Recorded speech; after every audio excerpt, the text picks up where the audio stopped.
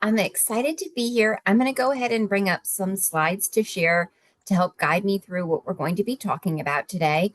I will say discussions around legal authority, which is the really broad term we use to mean some kind of help to help people understand and make decisions when they're adults, is a real passion of mine personally and a big part of the work of the Arc of Northern Virginia. So all questions are welcome.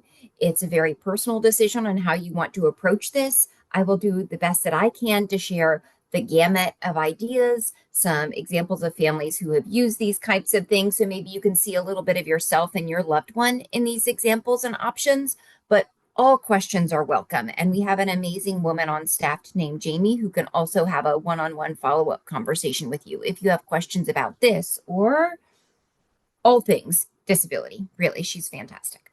Okay. So my intent, so folks know where we're going, is to first talk about why this discussion even matters. And then we'll look at the big range of legal authority options.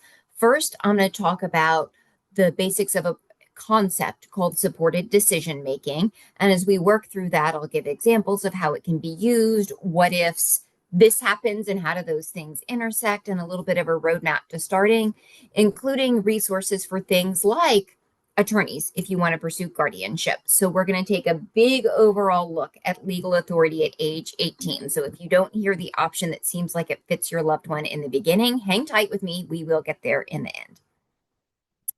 To state the obvious, all people become legal adults at age 18. And this is why we talk about legal authority. Even if someone is born with a very significant disability that we've known about for their entire life, the law is the law for everybody. And everyone at age 18 is given the right to make adult decisions. And we certainly don't do person-to-person capacity assessments. Otherwise, we would find that I would say they're probably about 0% of 18-year-olds are fully ready to grow up and make all of the adult decisions, right? All the time, I have people talk with me and say, oh, before my 18-year-old went off to college, we signed powers of attorney. We set up communication plans so I could log in, so I could help manage their banking, right? There's not really anyone who can flip a light switch between 17, 364 days and 18 and suddenly have the faculties to make all of those adult decisions. When we talk about legal authority, we talk about what kind of tools can we use to help people understand and make those decisions then. And to state the obvious, this is especially important to folks with a disability who may have, as a result of their disability, more trouble understanding or making their choices, maybe are developing on a slower timeline than typically developing peers, and are going to need some more help to get through all of those adult kind of things that come at us very, very fast.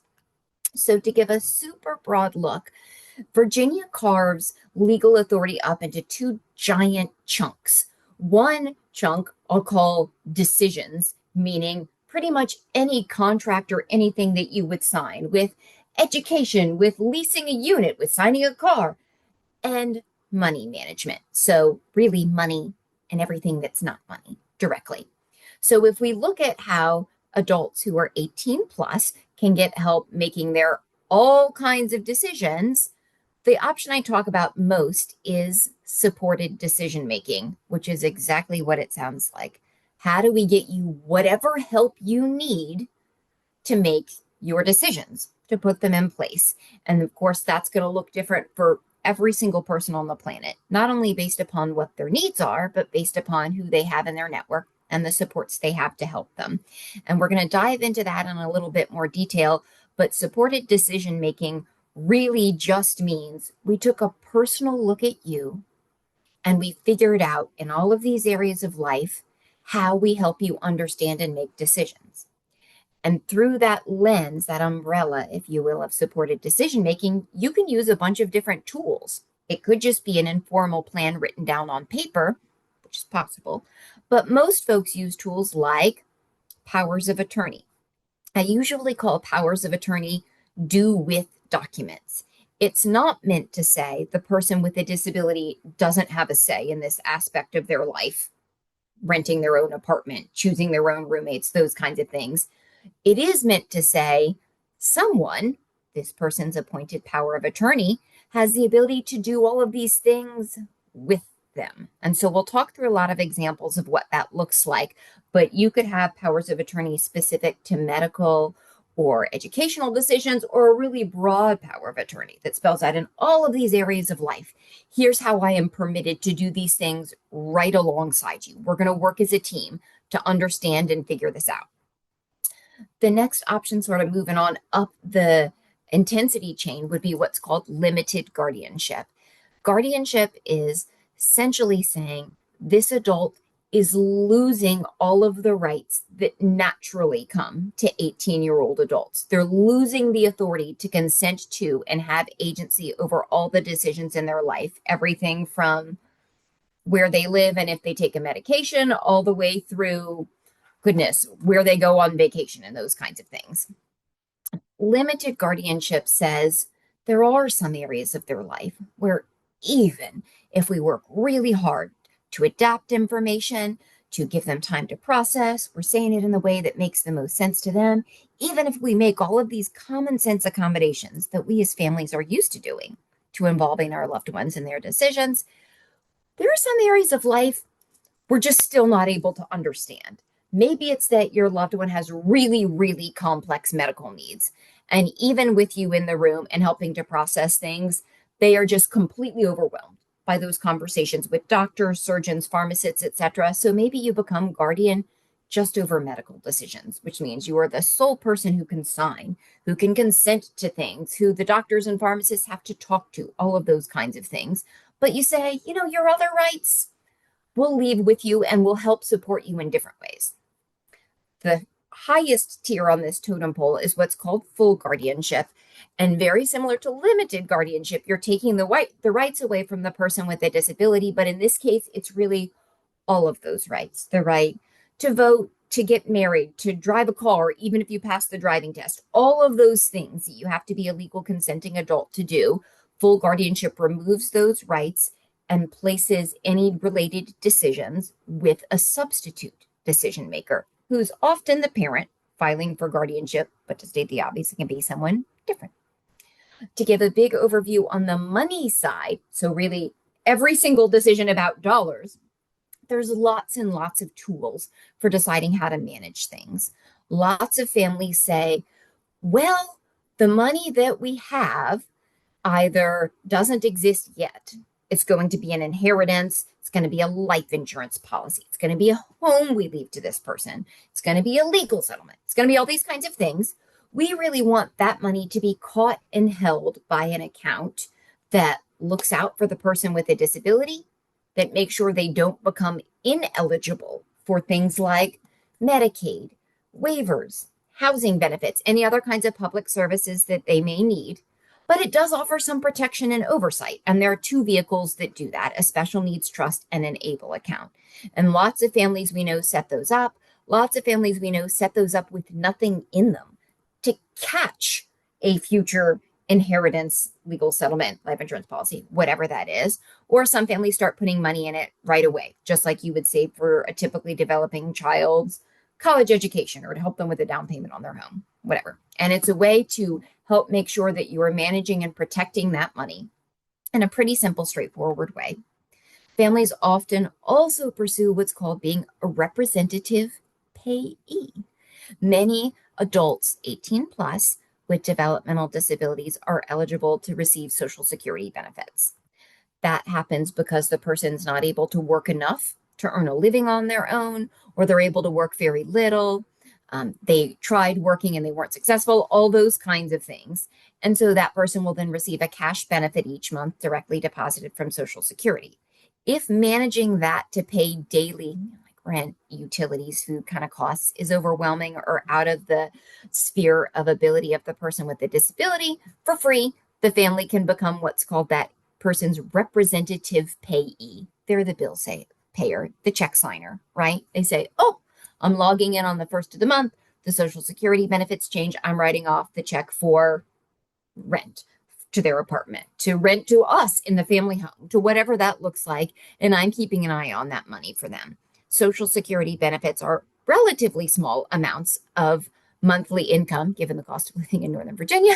So it often for families isn't a super complex job. right? It's not a ton of money to manage, and it's just sort of routine bill paying. Then you can have a power of attorney just for financial decisions, where you would say, for example, we've got some money saved in a special needs trust. We've set that up. We've got our Social Security benefits managed with a representative payee account, but the person also has a 401k through work. They also have some other things that they're saving or working on. And a power of attorney would just simply say things like, hey, I'm also allowed to log into their bank account, to walk into the bank and check their balance, to make changes to their account, those kinds of things. We both have the authority to do that, or we do that together. And then there's something called conservatorship, like guardianship, that can be limited or full, but it means kind of total control over someone's finances and estate. I often don't suggest that because the other tools that we mentioned, special needs trust, able account, rep payee, and power of attorney, for the vast majority of people with developmental disabilities are more than enough to manage all of the income and assets the person has now and later. Conservatorship is somewhat expensive because you're usually hiring an attorney to put it in place, but also sort of expensive to maintain. There's a lot of very specific annual financial reporting that has to be perfect, that gets submitted to the court each year with conservatorship in particular. And my philosophy is, why would I do a whole bunch of complicated, expensive work if I had a way to do it cheap or free or easier? Okay, so I'm going to dive back into our umbrella of supported decision making now that we have a rough sense of there's these kind of two pathways of how we make decisions. We can do it a bunch of different ways. And how we manage money. We can do it a bunch of different ways. Like we talked about, supported decision making just means I help you understand and make your choices. And I would argue this is not only part of culture in the US, this is part of culture pretty much anywhere. If you have ever bought a home, changed jobs, started or ended a relationship, and said to someone or multiple someones that you know and trust, you've bought a home before. Do you have any advice? Oh my God, Mom, I trust you. What do you think about breaking up with my boyfriend who did this thing? Or I see that we're connected on LinkedIn and you work for this company. Can you give me some advice? They've offered me a job. That's all of us using supported decision making. And it's such an important tool because whether or not you're doing it really formally, you're spelling out who you're talking to when, you've got authority to talk to them in all these different ways, or you're just doing what I talked about where you pick up the phone and ask, it can completely change someone's capacity. And what I mean by that is it changes someone's ability to manage parts of their own life. So I consider myself a pretty intelligent person. I like managing our family's money. I like paying all of our bills. I like being the one who's responsible for all the banking and all those kinds of things. But I'm not a money genius. I rely really heavily on the ARC's 403B manager who will sit down and talk with me for free and say, based upon what you want to do, here's how much you save, and here's how we invest it, and to take their advice. That's me getting support to make my decisions. I'm not independently researching all of these options. I'm going to someone I know and trust, and they're helping to lead me to a good place, right? Or I would say, I could craft our family's budget, but if you did an analysis on me and you put me in the room with a stranger and a piece of paper and you said, okay, you want to manage your family's money? Prove you're great with it. Write every scam that could possibly happen. I want you to sit down here with pencil and paper and write out a budget. It needs to be flawless to the penny. I'm not able to do that. I use auto pay on bills. I get text alerts from my bank if our balance is low. I use Google Sheets to help track our finances. I use apps with accommodations and captions so that I can log into our bank and see things at any time. And that's just an example of some of the many tools I use to change my capacity. Just about anyone is useless if they don't have any supports and help and accommodations. But the question here is, what supports, help, and accommodations can we give to the person with a disability to take them from, I don't understand, I'm overwhelmed, to, I'm getting it. I'm relying on experts I know and trust. We know they're safe people. And along with them, I'm able to be a big part of making decisions in my own life. And we can do that in lots and lots and lots of different ways. But that's sort of our big picture concept. How are we getting people the help they need? And supported decision making is important for everyone. Like I just gave the example of for pretty much all of us. We use this. Even if we don't have a disability or unusual diagnosis, there's no one who's an expert in all of the things. We ask people who we know and trust for help. We take their advice. I would challenge you to find many adults who don't have a lot of medical background and expertise, which is to say, almost all adults, who really truly can understand and name all of the possible side effects, cautions, consequences of every medication and supplement they take, every surgery or minor procedure they've ever committed to, right? For the most part, we say, Doc, tell me what I most need to know. Tell it to me in human terms. You're the expert and I'm trusting you. We're using supported decision making. We get a really terrible diagnosis in the doctor's office and we say, my brain is flooded. I can't even think about what you're saying. Can I bring my spouse in from the waiting room? Can I bring in my sister? I want to call her. She's a physician. She'll help me process this. We're using supported decision making. We're all doing this all the time. And as you can imagine, we just use that more and in different ways if we have disabilities that mean it's harder for us to understand and process that information. And that could be things like we don't go to the doctor without our mom, who's our power of attorney, always being there. We don't go to the doctor without sitting down with our brother first, who helps us write out all of our symptoms and questions, who helps us take notes on a chart of the human body, who goes with us to the doctor or zooms in with us to the doctor to help us work through all of that. It's a great example of how we're understanding and getting choices to work through things. And for people who really are significantly impacted by their disability, and because of the limits that we have with brains and communication in 2026, no matter how hard we're trying, we are failing them at good communication. We are not able to find a way to successfully deliver them the basics of what they need to know about renting somewhere or housing or food choices or all those other kinds of parts of life. We're adapting and adapting, adapting and trying, and we can't get that information in, nor can we get some good, clear feedback back out. Then probably we're going to have a limited or a full guardianship for all those areas where we're not communicating really clearly. You're still going to use supported decision making. The job of a guardian isn't to make the abstract best decision. Salads are very healthy, so I'm going to choose this person has salads for every meal, right? That's nonsense. The job of the guardian is to know and care about the person with a disability and to use their culture, their preferences, their history, their needs, their desires to guide their decision making. You're just doing supported decision making in a different way. You're being a little more heavy-handed in the support that you give, but you are driving your decisions based upon what you know about the person with a disability and what's best for them in particular, given their needs. Okay, I'm going to move us along here. So how might this look? Here's a mini example so we can start to wrap our heads around it. I'm a big fan of examples. So if I tell you we're going to have a supported decision-making plan, and I'll say, I'll walk you through some prongs, some little pieces of it. What could this look like for my son, for example, who has a disability? Well, we could say, he's probably going to qualify or need public benefits at some point in his life.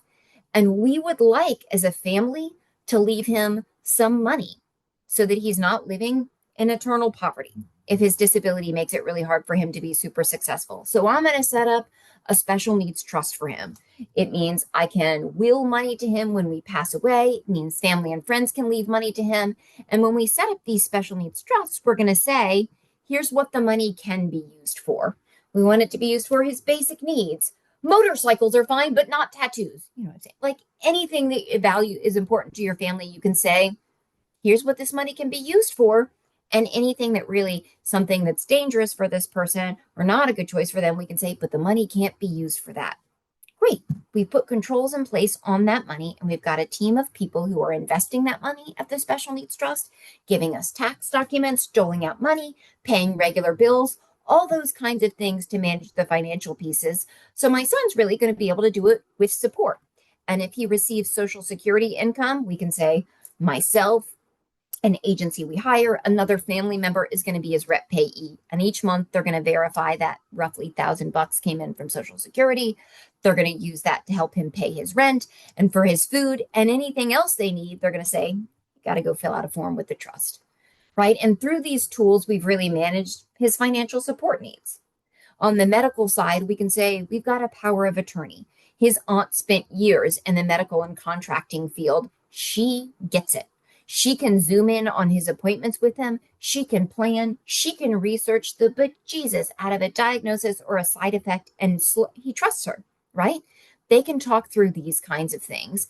And the power of attorney is going to say she can log into his medical records. She can request prescription refills. She has access to all of that information. The doctor can talk to her. She's going to do all this alongside him. And where he falls down with remembering his needs or reporting symptoms, she's going to step up and say, hey, remember this too? Or would you rather that I share this with the doctor if you're feeling overwhelmed? They're working as a team.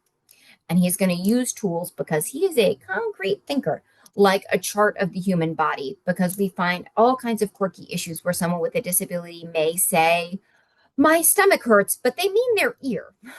Or they say, someone touched me in a strange place, but they mean their armpit, right? So sometimes something really concrete like a chart of the human body, videos that we watch ahead of time, help the person with a disability wrap their head around what they want to say and help them communicate.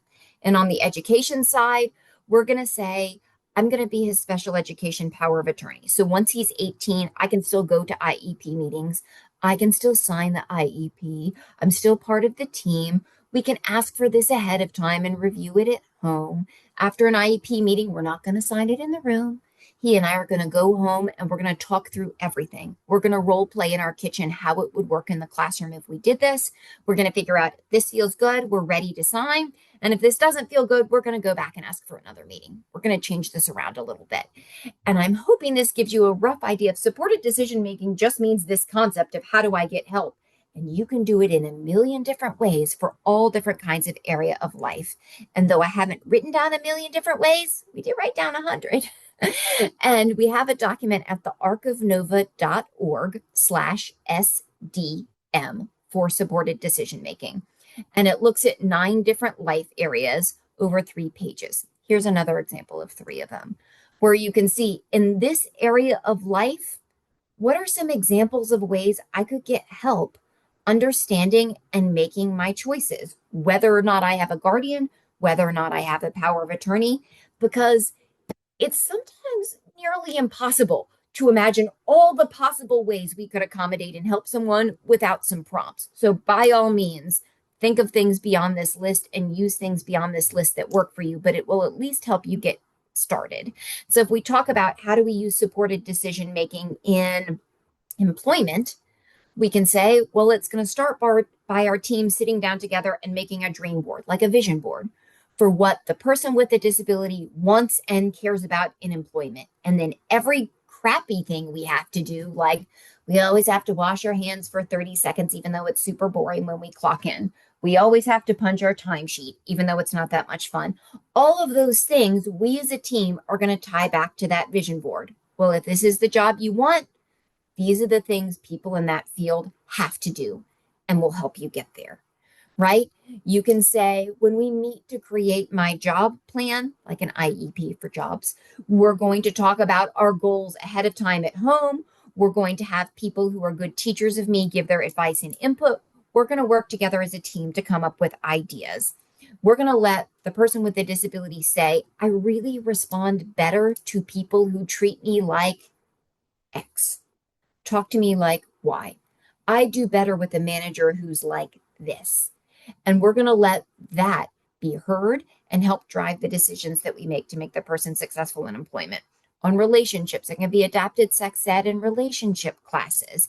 It can be safety powers classes on relationship safety. I mean, it can be a million different things. There's an endless array, thank goodness, of ways we can help people understand and communicate things, regardless of their ability. So we get questions a lot like, what if something bad happens? I would say it's a really painful truth that people with disabilities are more vulnerable than people without disabilities to abuse, neglect, and exploitation. of all kinds.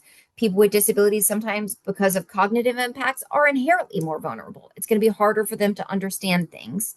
So I would say the tough pill that we have to swallow as parents, as loved ones, is that there is not a tool that protects anyone. Even if you said, I want full guardianship and full conservatorship, I often quote the attorney who worked on a supported decision-making project with us for years, who said, that is a piece of paper.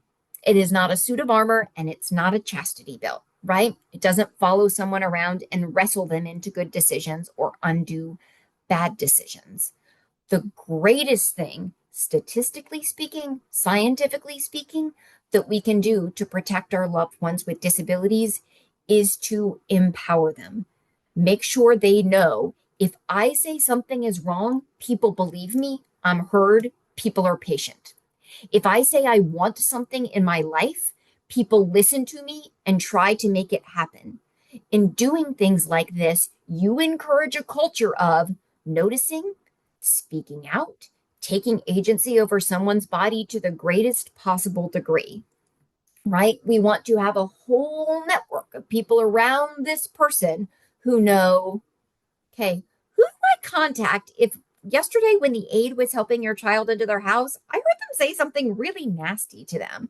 You want to create a culture of, hey, neighbor, we live right here. You may notice some caregivers come in and out of our house. I wanted to let you know we're always going to do everything we can to be respectful and we won't take your parking space.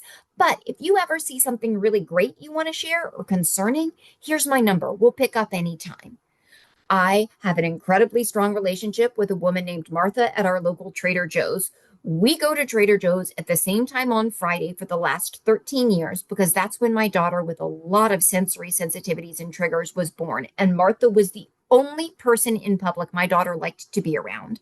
We celebrate her birthday. She celebrates birthdays with us.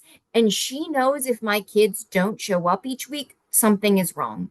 She will contact me. Is it the cashier at the 7-Eleven? Is it your grocery store clerk? Is it your neighbor? Is it your whoever? You want to build a network of people around your loved one who have eyes, ears, trust, and contact information. That's what we're going to do to keep people safe.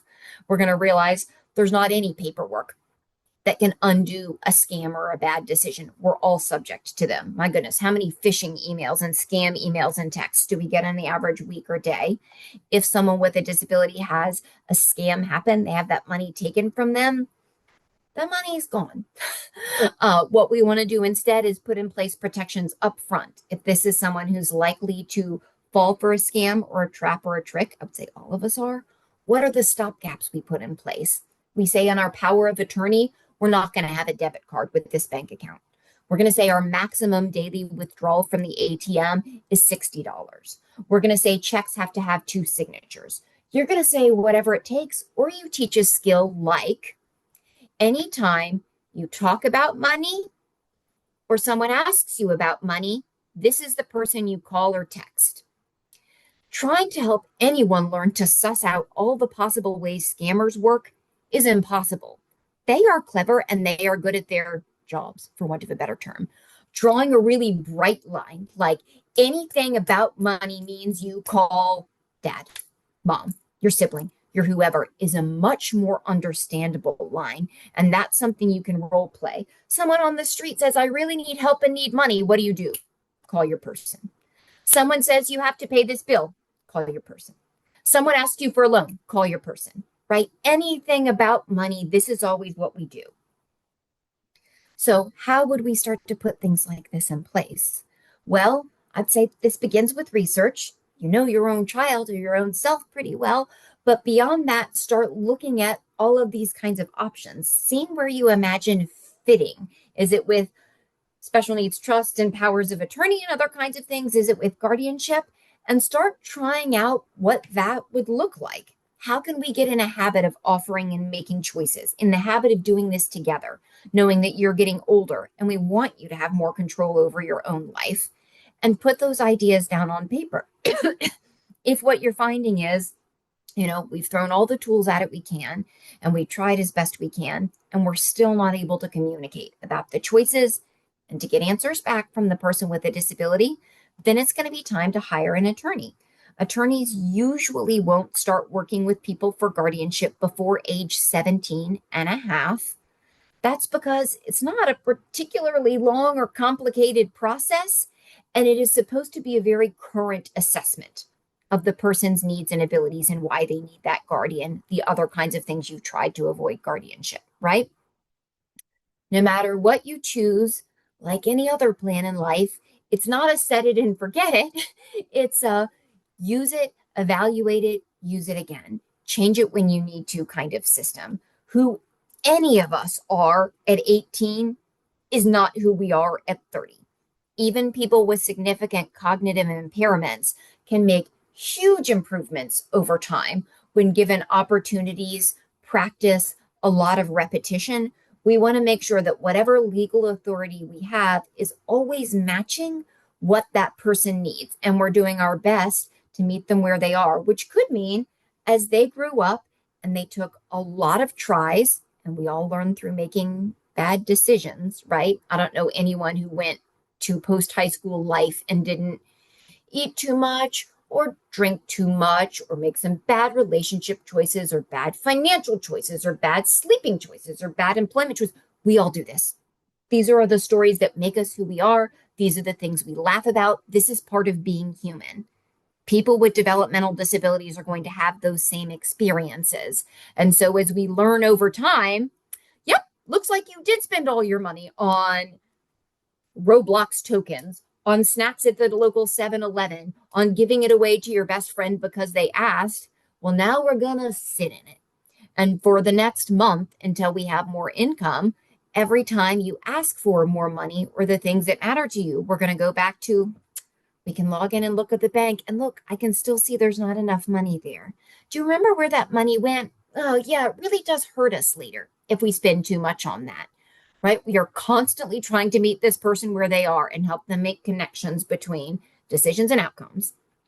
And that means hopefully over time we grow skills, or maybe the person with a disability has lived a super long, wonderful life, and we are dealing with things like dementia or cognitive decline in later years. And then maybe we say, you know what, your whole life, a power of attorney has worked because you and I are a team, but now we're no longer able to communicate effectively. You can't remember a lot about who you are in your history.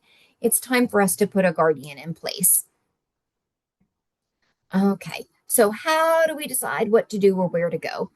Say my favorite tool, parent to parent tool, is an article that's very Googleable, but I'll also link to it, called Setting the Wheels in Motion. It was written by a mom of 3 adults with developmental disabilities. Her name is Suzanne Francisco, and she talked about this personal intrinsic journey she took as each of her children faced adulthood and how she helped these 3 kids, all of whom had a diagnosis, but very different needs and presentation, and how for all of them, she said, we're doing supported decision making, but it looks totally different from kid to kid. And it's sort of her story, functionally and anecdotally, and some worksheets she put together on pulling all this there. And say, meet with someone you know and trust and just start getting ideas on paper.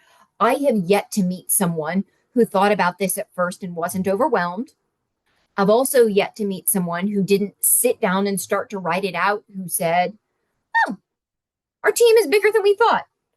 Oh, we're already kind of doing this. Oh, this isn't so hard. My personal favorite tool is called When Do I Want Support? It's from the ACLU, and it's the simplest chart. It's like financial area of life. You're going to need support because everyone does. What does that look like? Someone logs into my bank. Someone pays my bills. A special needs trust manages my investment, whatever. Who helps me? It's mom. It's the special needs trust. It's my brother. How do they help me? They do these logins. We have a HIPAA release so they can share information with me. We have a power of attorney so they can log in with me. It just will walk you through in each of these areas of life. Let's break it down into little chunks. What kind of help do I need from whom and how? I would say when you look at documents like this, you want to make sure you have a balance of paid and unpaid supporters. Paid supporters would be folks like case managers, a special needs trust trustee, a doctor, a financial advisor, those people that we have in life who are in a paid role by us or insurance or whoever. And we want to make sure that we are heeding their advice and expertise. And if not, vote with your feet and go find another professional. There are lots out there. We also want to make sure we've got unpaid people, family, friends, neighbors, the old teacher's aide who connected with you really well, your Miss Martha at Trader Joe's, whoever your people are, you want a deep bench. No one is mom 2.0. No one is dad 2.0. No one is going to know and do and handle all of the things that you do. How can we break this apart into chunks and give everyone a little piece that plays to their strength? Your hyper organized cousin does the annual renewal Medicaid paperwork. Your brother who has a medical background helps run the medical pieces and logs into his MyChart account, right? How do we look at this with the lens and say, who in my life do I have who can meet these needs? And if I have holes in this plan, that's a new lens as you start to look for people in your life to say, oh, so funny you should mention you went to medical school. We're actually looking for someone we can text now and then when we have medical questions about my kid. Would you be comfortable with that? For the most part, that's a very flattering ask, and people are quite happy to do it. I will share this with Shelby to pass out to folks just so you have it, but there's oodles of resources about supported decision making online. It has been around for decades now. It's sort of the wave of how we talk about and process things for the disability community. So we've got a big online website. There are free power of attorney builders out there. There's an amazing book called Supported Decision Making. Really nail on the head there, right? That was written by an attorney who worked in Virginia and helped a woman remove guardianship in favor of supported decision making. She had an IQ in the 50s, and all of the assessments kept saying, she can't do these things without help. She can't understand these things without help. And he said, okay, well, let's define what that help looks like and let's put tools in place. And she went on to be incredibly successful and a huge advocate for supported decision making. And she took a lot of agency back over her own life. That article that I mentioned, and Virginia's Department of Behavioral Health and Developmental Services, which is the state agency that oversees Medicaid waiver, really all things developmental disability and mental health and substance use, has a free, really robust online supported decision making plan that's like a template to help you write it all down. This is how we get help on this. Here's where the guardianship paperwork is. Or this is how we get help on that. Here's the special needs trust tool that's attached to it. It's your roadmap to here's how we get help with all these things and the legal tools that allow us to do it.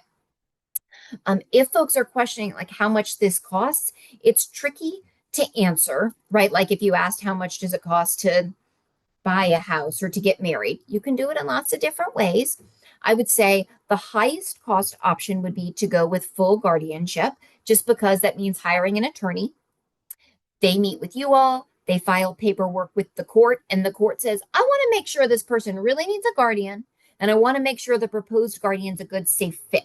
So I'm going to send out a separate attorney that you also pay for, who's the independent eyes and ears of the court, who gives this the old thumbs up. If everyone agrees, we go to court, we sign the paperwork. In Northern Virginia, that's usually $3,000 to $4,000 for a simple procedure, meaning divorced parents aren't fighting over this, meaning the person with a disability is not fighting this, meaning everyone's kind of in agreement and they're ready to go quickly. It could be less if you're super lucky. It could be more if contentious kinds of things are going on.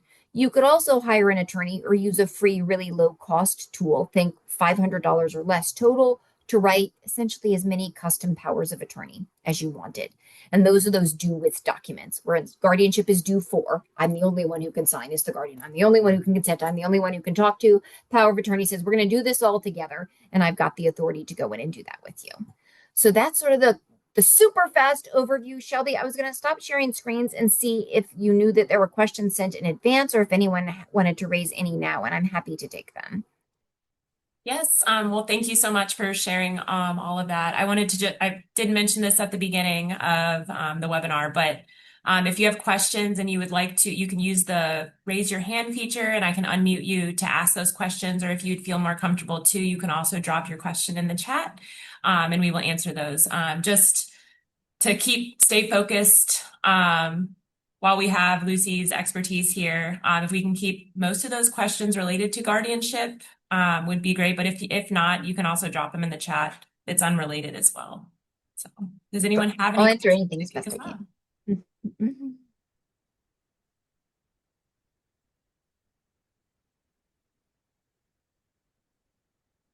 Not seeing any hands raised yet. Oh, we do have one. Okay. Oh, One what about if you live question. in a different state? It's a great question. Um, I was gonna say, it both changes and doesn't change things. How's that for helpful, right? So if it's easier with examples. If you're a parent and you live in Texas and your adult child with a disability lives in Virginia, well, you can still do guardianship. It would be done through a Virginia court. You can still do powers of attorney that your son's Virginia bank, Virginia doctor's office, Virginia hospital, Virginia, all those kinds of things would recognize. And we live in amazing times where you can Zoom in and FaceTime in and text in and otherwise participate in that person's decision making and helping them. To state the obvious, it's easier to do a lot of those things when you're close because sometimes you want to physically be there in the room, or sometimes it's just easier to get a hold of someone that way. But when we talk with families all the time, we start saying, as we're talking about kind of dividing up the parts of the person with a disability's life that needs support and who's going to do it, if the person who's greatest at helping them with money or medical or relationships lives in Japan, okay, well, then find a way to communicate with that person who lives in Japan. Um, your legal documents will always be set up based upon where the person with the disability lives. And if that supporter, that power of attorney, that guardian, that trust, what have you, is in another state, for the most part, that's just fine. It's just a matter of making sure everyone is communicating well, able to get the information they need, be together, that kind of thing. So oh yeah, so it still goes by the laws where the person with the disability lives, which is why that's where the legal documents would be written. So you would file with a Virginia attorney in a Virginia court. Are there recommendations for options based on IQ? No, and thank goodness. So, IQ scores, I would say, in my experience and the experience of a lot of professionals in the field, are not a great predictor of someone's knowledge, skills, and abilities. They're not always done by people who know the person with a disability well. They're not always done by someone who communicates the way the person with a disability does, for example, with a communication device, with grunts, with gestures, with eye gazes, whatever that is. And they're usually done in isolation in a pretty high stress environment, right? We're alone in this room and we're going to give you a battery of tests. Most people don't perform to their best of their ability in those kinds of situations. So an IQ score will usually be relevant if you're filing for guardianship. They'll ask for that diagnostic paperwork and not just the IQ, but what's the diagnosis? What are a sense of the person's needs and strengths? Those kinds of things. They'll want to see it. But what really determines the right tool or set of tools for someone is when the people who know them best sit down and talk together about how are we doing this? Are we really always having to do for them? Is it guardianship that's our only choice? Or are we able to do some things or most things or all things with them? And what does that look like? And that's the family's decision. I will say, as a non attorney, in my experience, attorneys who practice in this field are like attorneys who practice in every field, which means they are very good at looking out for all possible risks. I have seen attorneys who recommend guardianship for people who are in their 40s or 50s and have been using supported decision making tools successfully, flawlessly for their entire life with the intention of saying, well, we want to offer the maximum possible protections.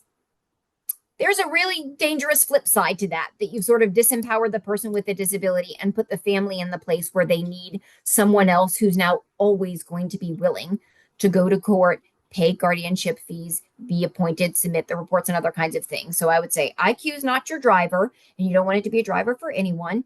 You want the people who know the person with the disability best to sit down and talk and figure out along with them, how do we help get you to where you need to be, and what's the tool that matches with that? And then if you need to, show that IQ and hire somebody.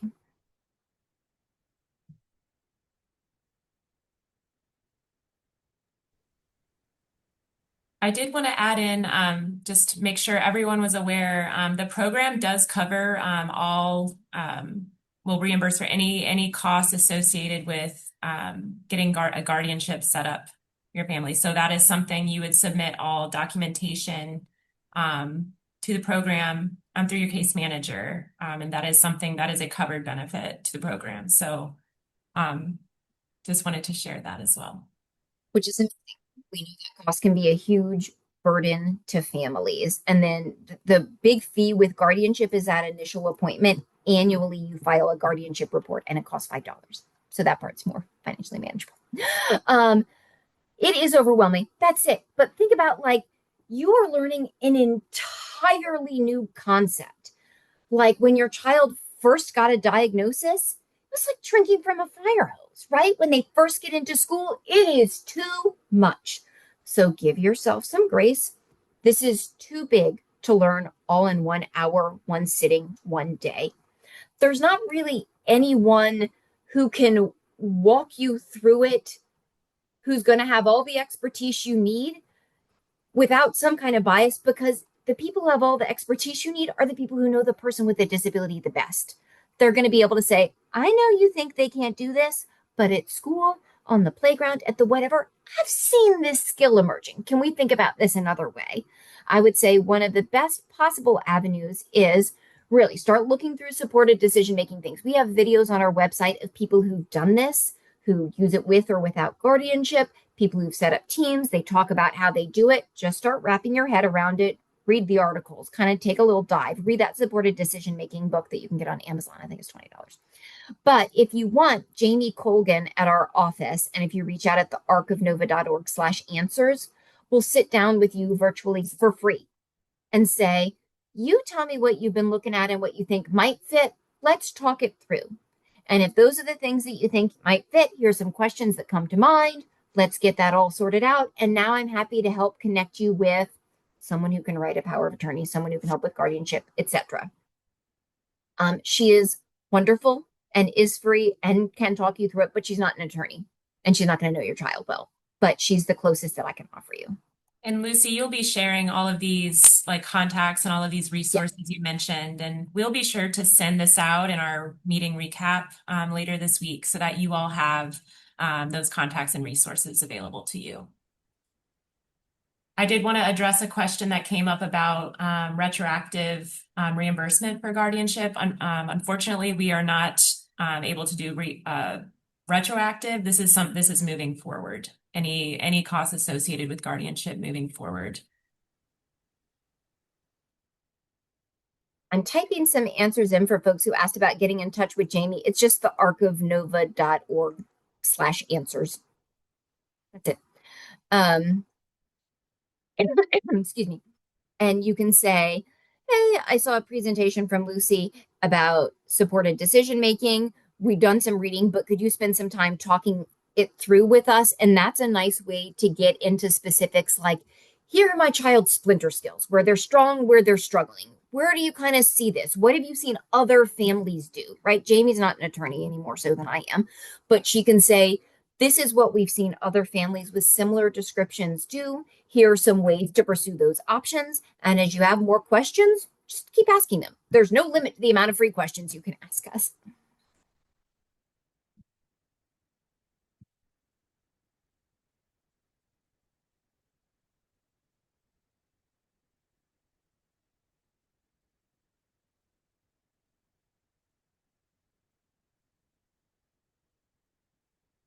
Oh, Shelby, another good question in the chat about whether or not this is a covered cost starting now or with the fiscal year on July 1.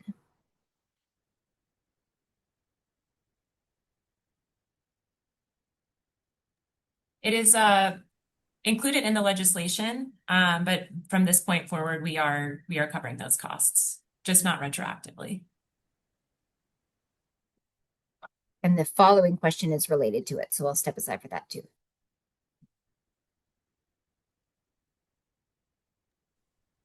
That can we submit a prior guardianship payment and appeal decision to the board or WCC? That is a good question. I don't have an exact answer for you now. I can see if Alan may be able to address that. Alan, I'm gonna bring you on here. Yeah, I am here. Uh, the thing is, when the legislature passed this legislation, they they could, as any legislature, could make something retroactive. They chose not to make it retroactive. And the challenge sometimes is with retroactive laws is you're going back and rewarding some people and not other people. Some people may have done it themselves and took their own time to do it while others did it and paid for it. And it kind of puts everyone looking back in an unequal situation. So that's why the legislature, they oftentimes, when they want to do it retroactive, they actually state that. Thank you.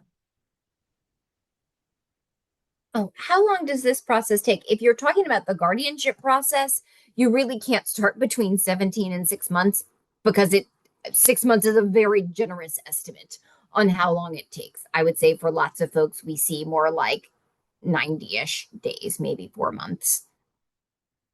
As best as possible, attorneys, if you're contacting them before someone's 18, are trying to sync up the guardianship appointment and filing with the days right after that person's 18th birthday. It can't happen before. The person has to be 18 plus, which could be plus hours or plus a day or two.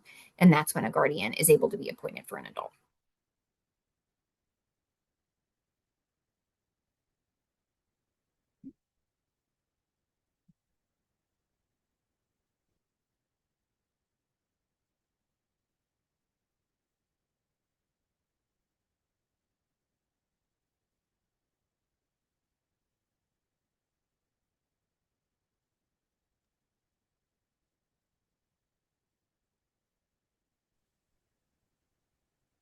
Do you have any other questions? Moment.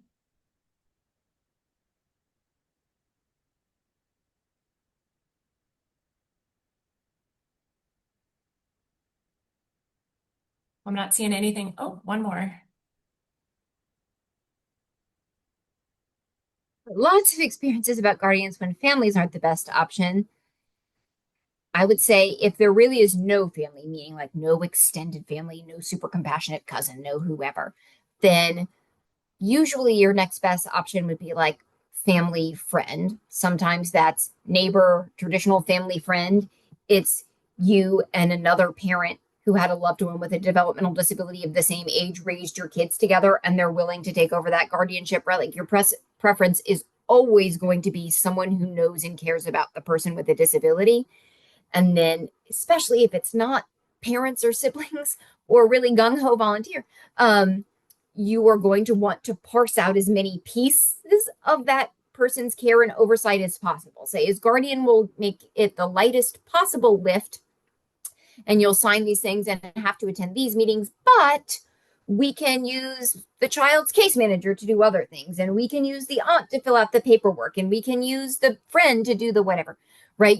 Because it's overwhelming to ask someone else to take this on, which is another reason I'm leery of guardianship, because we need to plan for parents not outliving their kids and who's going to do this next. You can hire private guardians. Usually those are attorneys. Virginia law has changed in recent years, essentially capping the number of clients attorneys can have as guardian. You can't be a good guardian unless you have a real relationship with the person and know what matters to them and are really up to date on their life. You can hire private groups that do guardianship. There are a few.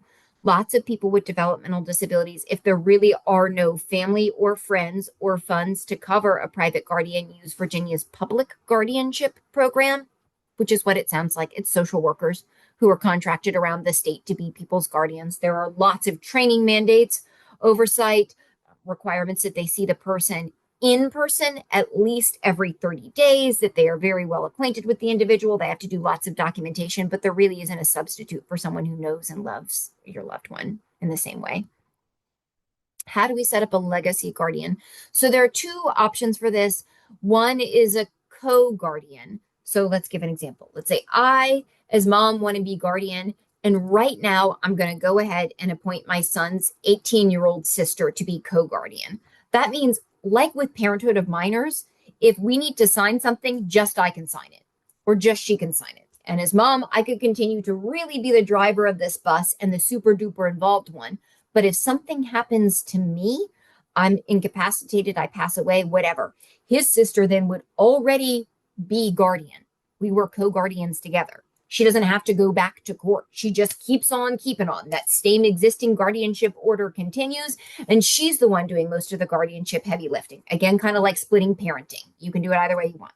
The other option is to name what's called a successor guardian, which would mean I'm the guardian or dad and I are the guardian. And then once we're both incapacitated or pass away, adult sister becomes the guardian. That only gives her about a 60-day window to be guardian. Then she has to hire an attorney, go back to court, and become the permanent and official appointed guardian. For obvious reasons, I don't love that. It means at the time you lose the guardian and you're dealing with funeral planning and expenses and grief, you also have to deal with hiring and paying for an attorney and going to court and setting up a bunch of other logistical things. So I'm a bigger fan of the co-guardian if you have multiple people who can do it so that everyone can just kind of keep acting. And then let's say I go out of the country, then my daughter's guardian for that week. And she's the one who's most on call, right? We're co-guardians. We can act at any given time, one, the other, or both. But those are the two options. And your attorney, if you're using guardianship, should walk you through those. And whoever is going to be appointed as co or standby guardian goes through the same process as like vetting, meeting with the attorneys to make sure they're appropriate, etc.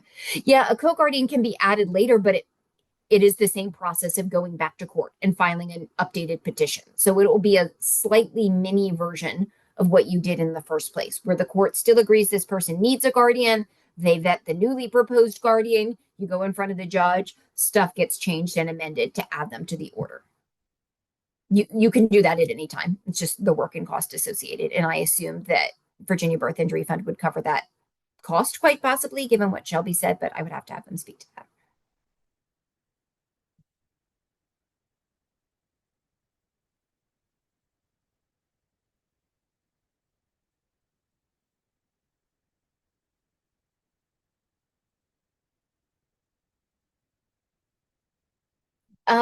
So if you added a co-guardian now, let's go back to the example where I say I appoint my son's 18-year-old sister. They are the guardian, but just like if you had two parents and dad did all of the IEP meetings and all of the school paperwork and all of the activity running and signups, and mom really wasn't actively involved in that, it can kind of be like that. They are responsible in the sense that they're the guardian. But if the parent continues to be the one who really does all the guardianship work and files the paperwork, and just kind of keeps tabs with them and saying, hey, like, just so you know, things are going well. I've got everything taken care of. Then that's perfectly fine. And they can be very, very passive in that role, so long as the other co-guardian is being active and taking care of things. And then, Shelby, there's another co-guardianship appointment reimbursement question here. So if we add a co-guardian, will the program reimburse for that? Yes, assuming, this is a new submission for reimbursement. As of moving forward, we are reimbursing for any and all guardianship related expenses. So I would send it in.